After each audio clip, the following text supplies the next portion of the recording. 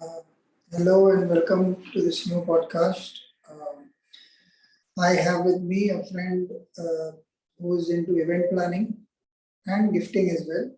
Uh, Welcome, Rahul, to the show. Thank you. Thank you. Uh, the one thing that I wanted to start it with more than a question was that the one person I knew who would say yes immediately if I had to ask to help me by being a guest was Rahul. So I keep you till the last moment that if I am really unable to convince someone to come as guest. So thank you for that vote of confidence in this venture. Thank you for keeping me on the list. So what is last? Uh, I think one of the things that I was thinking about you, you have been part of various businesses from time to time, but your main, as in your core strength, has been marketing. Presently, you are into events and gifting, like you mentioned some time back. Um, in a world which is changing so fast, and we are also aging with all our experiences are being relegated to being not with the times sometimes. How do you view yourself? What is it that you do to stay updated, to stay relevant according to you? I think uh, COVID had taught us that, it's not always the end of the world. Some of the other channel will open up. Event industry, for that matter, it was absolutely dead. I'm sure there were many other businesses, but event industry had come to a standstill. There were alternatives where we started virtual events. It was just for the sake of doing. There was no money per se that was uh, good enough for us to survive. Uh, Brief idea about the event industry during lockdown was most of the events, the big time events, event companies had shut down. So people like us who were small timers who managed to survive, who did not have much alternative. In today's world, we had to find alternative options. Because I had done my post graduation in advertising, I actually went back to my advertising skills to partner with someone and try and explore if again advertising could start with some of the brands, although there is a lot of competition for that. But I think if you have learned something at some point of time, it's going to help you. That is my belief. So alternative options, even advertising has changed. Right now, to be relevant, you need to understand what digital marketing is all about.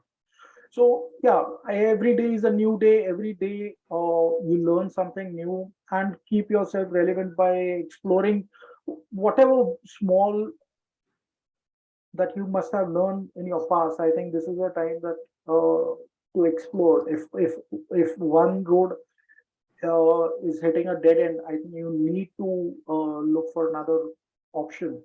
I mean, uh, voluntarily, everyone does that.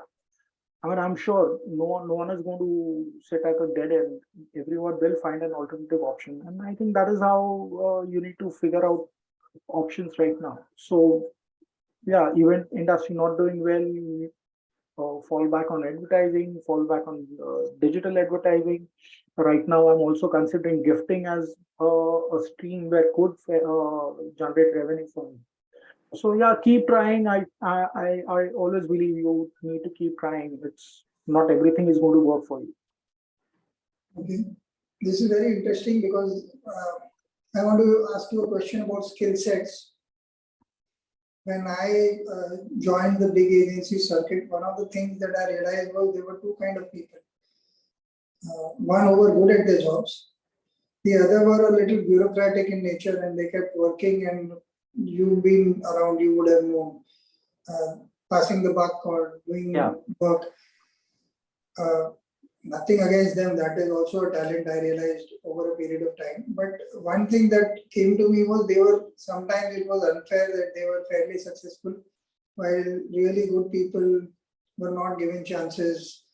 or could not break through. Do you think that I always thought that it was still important that I understand how the industry functions. I work very hard to develop some core strengths, and during COVID time, I found that that attitude of the earlier times when I began my stint in the big agency circuit specifically helped me a lot. Do you think that the younger generation of today needs to understand this difference, that it is not just luck, uh, and there is a lot of merit to good old hard work? Uh, Considering that everything is available at a click and youngsters are doing better than us and some of them are doing fabulously well, there is no doubt about that. In fact, it's very inspiring to see some good work come out.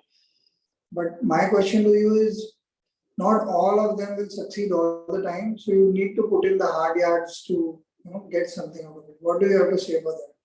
I I absolutely agree with you. I mean, not everyone is going to be lucky. Uh, I mean, if I give you my example, the people around me, I mean, they used to travel overseas. I was working for a brand activation company. People used to get opportunities to go South Africa. They were organizing events, and I was focused only on brand activation. People around me used to travel the entire globe. I mean, 1 month they're in South Africa, second month they're in Australia, third month New Zealand, and Yeah, my journey was Andheri West to Powai, because yeah, my client Colgate used to be in Powai. yeah. So that's uh, I mean that's part and parcel of your work. Journey. You need absolutely, and you keep you give your best. I mean, not everyone is going to be destined to become Sachin Tendulkar. I mean, somewhere similar talent like Vinod Kamli might falter at very early stage of his career. So that does not mean that you give it up. There'll always be something else, and whatever hard work you put in, trust me, my personal experience in some form or the other will help you and will generate revenue or success, bring success to you. So whatever hard work you're putting in at whatever age you are, it is going to pay you back. So keep at it. Don't be disheartened. I mean, those are those knee jerks that will uh, keep occurring in your life. But I think that is it's a very small reason to give away uh, with what you are doing. I think you need to keep up the hard work going. You never know when the where the Next business is coming from. absolutely. Okay. Since you've changed fields a couple of times, are there any special requirements in terms of mindset to keep on adjusting from one to another? Or are there any ground rules that you adhere to as a professional? Or are there any, like one of the things you mentioned is you have to keep on learning because now, for example, you gave the gifting example. So obviously you haven't come into it by chance, you've been studying it for a while, then while you are in it, there is some other learning required. Once you've done a couple of orders, then you realize, okay, these are the problems, these are the things that I need to do. Could be anything, it could be as small as not delivering on time. Right. Sometimes that is a big deal, and in our industry, we know it, how big a problem that can be. So, what are the things that you emphasize on for yourself as per your experience? Can you share some goof ups that you've done in the past, which forced you to rethink how you approach a certain subject? Not necessarily that would make you lose clients, something which is small or can help us understand your mentality. So I think I'll start with my foundation. I think I was a sports person at heart. So my childhood, I started my life as a sports person. I got admissions in college because of my sports. I used to play cricket. I used to play football. So sports has taught me a lot. Even before I got into this competitive world of business or say a job or a career, I think sports has helped me build my inner self, which said never say die attitude. Uh, Okay.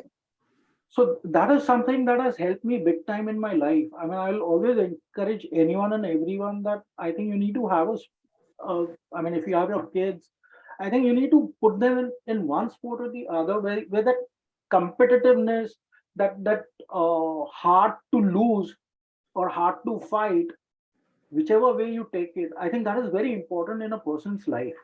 And that will help you in your, as you grow in your job or in your career. They see, nothing is a smooth, nothing is a cakewalk. You will have ups, you will have downs. Business is full of ups and downs. I think that spirit in me to never give up, never say die, I mean, that has helped me. And that is once you have that in your heart, I mean, I don't see any reason why you would not succeed in anything you take it up. I'm not saying you'll become Adani or Ambani. Not everyone become, like I said, no one, not everyone will become Sachin Tendulkar. But I think you'll make good enough for yourself in whatever you do. At the end of Any the day, examples? uh, so I started my career in in real estate. I was selling residential complexes and commercial complexes. I always felt that I had some creativity in me, and I wanted to explore that. So I targeted to get into advertising firm. I managed to get a job into advertising. I was there for say 2 3 years. I realized that sticking in a small size agency, you might be exposed to a print media. If it's a mid-size agency, you might get explored to electronic media like TV commercials or radio jingles or radio spots. But one thing I realized was if you're in an ad agency, you will land up getting one client or two client when you're in a service. So that is what, for example, I was handling a French client called Ligro that time. So I was for 3 years, I was only handling that client. It's about switch gears. After 3 years, it becomes so monotonous that you suddenly realize there is Nokia happening, there is Orange happening around, and what am I doing? I'm into switch gears. So that desire or that craving to handle multiple clients, I felt ki maybe I'm stepping down from advertising to events or brand activation, but brand activation will give me an exposure to all possible brand managers in this market or marketing managers in this market, wherein I can actually meet them, speak to them, speak about their brands. I mean, that is the kick I wanted. So from advertising, I actually, if you go to say, I took a step down and got into brand activation and tried to meet brand managers, think what is the objective of that brand, launch a brand, I mean, launch a product. So see, you need to know what you want at the end of the day. True. Again, in advertising, it might limit yourself, but yeah, different brands will help you or educate you in uh, I, because I have that desire to understand each and every product that happens around me. So if you ask me what goes inside sealant, Worley sealant, what are the rebars that I use, I can tell you what is the chemical that is gone on that rebar, which is inside the sea. At the same time, I can tell you what is Colgate, what are the brands of Colgate or how they function, or what is the chemical configuration. So that is what you want to do in your life and what thing. So learning was always the ground that I had. And yeah, I mean, as times change, so from events to so real estate to advertising to events to brand activation, and then I started my own company almost 11 years back. Yes, not everything has been sailing smoothly, but then yeah, you find alternative channels. So I have an event management agency, I have an advertising agency right now, which is partnered with someone. I'm recently started a company which is only into gifting. So yeah, you keep on trying. I mean, as on today, I'm not Sachin Tendulkar again, but yeah. How would you define success or failure? Because a lot of people would think that, oh, you're not succeeding at one thing, because we have very fixed parameters of what is success or what is not. With our exposure and the age that we belong to, in terms of having spent substantial amount of time in the industry, how do you look at whether you're successful or not successful, or what is the parameter? I think at the end of the day, the success is the happiness that you get within by doing a certain thing. I think success lies there. I mean, if you're running a multi-crore business of 100 crores, 200 crores with a liability of 300 crores, and if you're not able to go to sleep peacefully, I mean, I don't know what happiness I'll be speaking about. I think for me, the happiness is at the end of the day, I don't have any liability. I'm not responsible, or I don't have to pay anyone where people are calling me. I think the peaceful getting into the bed with a peaceful mind. I think that at the end of the day, that is what a person. I mean, that is happiness for me. It might differ from people to people. I mean, the rich people. I mean, I had gone to a trek in Himalayas. I mean, most of the people said, "Oh, after retirement, I would like to go and stay over there because it's such a beautiful place, good weather, good climate, uh, basic requirements, dal rice." If that is at the end of the day, after earning, if that is what you're going to be happy with, so might as well do it now. Why you want to wait for your retirement to happen then? True. I think it's a wonderful outlook, especially when young people talk to us today.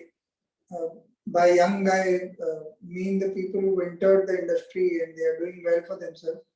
One of the things I'm very inspired by that this new generation is very confident. We were not. We had to work a lot on the confidence aspect, on the public relations aspect, and understanding how to speak in public, all kinds of things.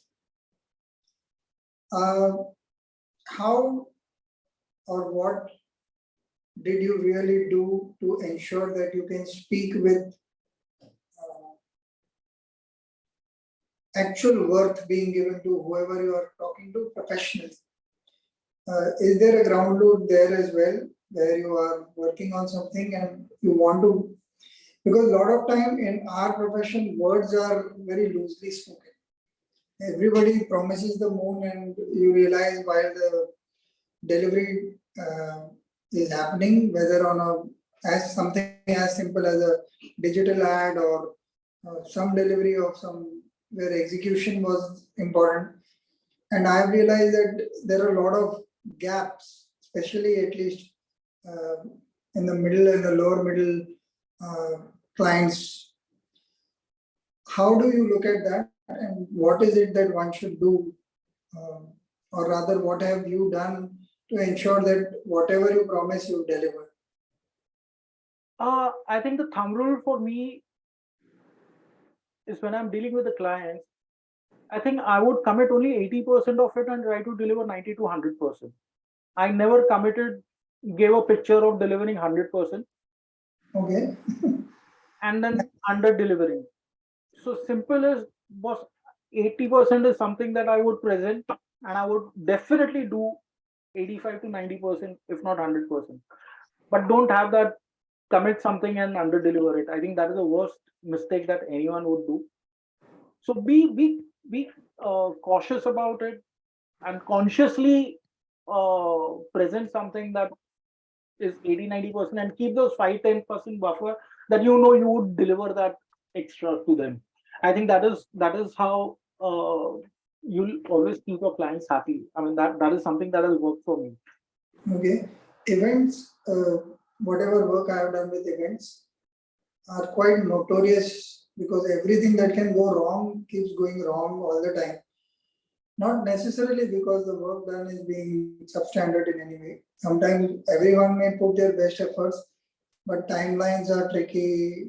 Clients have their own problems within their organization because there are levels of approvals happening. Uh, in a scattered world like the event world, how how do you ensure that everyone follows the same brief and uh, tries to meet the same objective? See, it is an unorganized industry to start with. Secondly, the entire industry banks on different skill sets. It depends on manpower. The entire event industry is based on a manpower. There is no technology per se.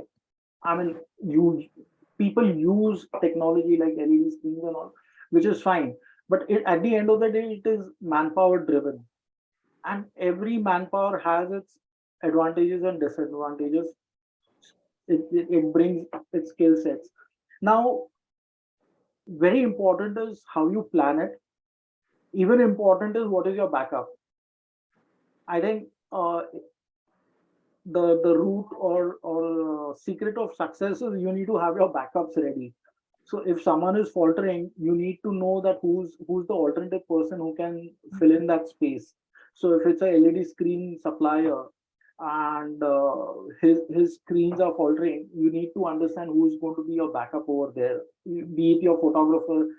So even when you plan a event, see, there are 2 to 3 vendors that you have always been speaking to. uh, Someone is going to falter, and that is where some backup is going to take its place. My personal example is I was doing a destination wedding in Jaipur. For 6 months, our wedding planner was on it. He had planned everything. 15 days prior, his sister falls sick and he goes on leave. So the entire work that was done for 5.5, 6 months had gone down the drain. So we had to get into it. So you have those skilled hands who are going to be the saviors at the last minute. So within 15 days, that entire 6 months work was taken over. There might be the same vendors that were utilized. Maybe there were some that were replaced, but event will happen. Come what may, event will happen. So that's why it's you need to be on top of it with whatever is happening with it, in the team, with whatever layers we are speaking about. Manpower is given to falter. There might be n number of excuses that would be coming on the table, but you need to be ready with that. If it's going to falter at the last minute, what are you going to do? So those are the challenges that over the time you are equipped with to handle those. But for given, I mean, for sure, something or the other is going to falter and you need to take care of it. So event industry is all about that. I mean, एक तो आपको जुगाड़ू होना चाहिए.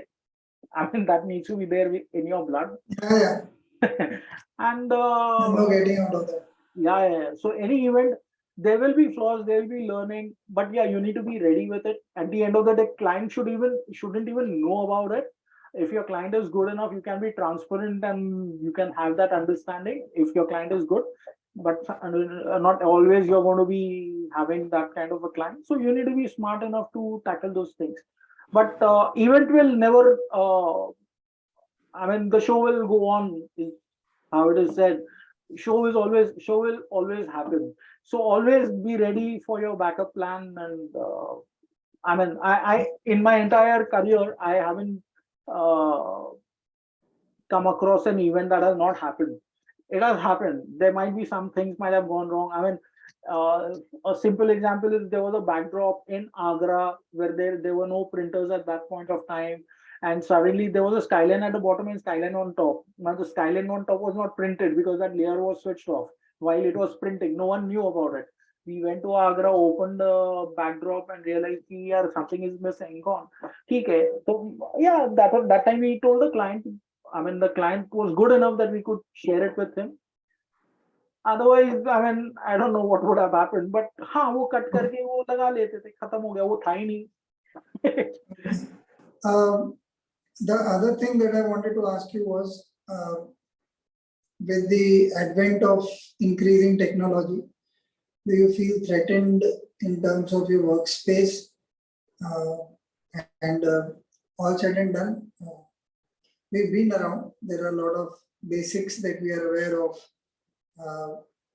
We could be reasonably good at our jobs, but there is this increasing talk of technology taking over. Uh, are you fearful? Are you cheerful? Because I know people who are very excited about it. What is your take on? I think it's uh, nothing to cheer about or nothing to feel left out about. I think the only option is you don't have any option but to learn it and move on. I mean, you have to adapt the upcoming technologies or the changes that are coming in the industry. Otherwise, you are going to be left out. So it's your choice, and I'm sure 100% of the people would say, "Boss, there is no way that you could be left out. You have to board the train and you need to move on." I mean, I know it is a challenge for people like us. I mean, the kind of technologies, the kind of applications or apps that people are getting into, the marketing has moved digitally right now. Yeah, I mean, today itself we had a meeting in the morning and I realized, oh, this is something that I don't know. But yeah, don't know is not the solution. So you better learn now if you want to be part and parcel of that. Otherwise, we'll be at the station itself. Wonderful. I have had a good time learning, and this is one of the faster, what I would call a Mumbai-like chat between us. And most times we have expensive pauses and deep ways of looking, but I like this because it's a breezy chat, yet it covers a host of values in terms of how to handle a business, specifically if it is a time-bound business like communication, whether events or advertising. So thank you for sharing your time. I had a good time. Thank you, Surendra. Likewise, always enjoy being part of your show.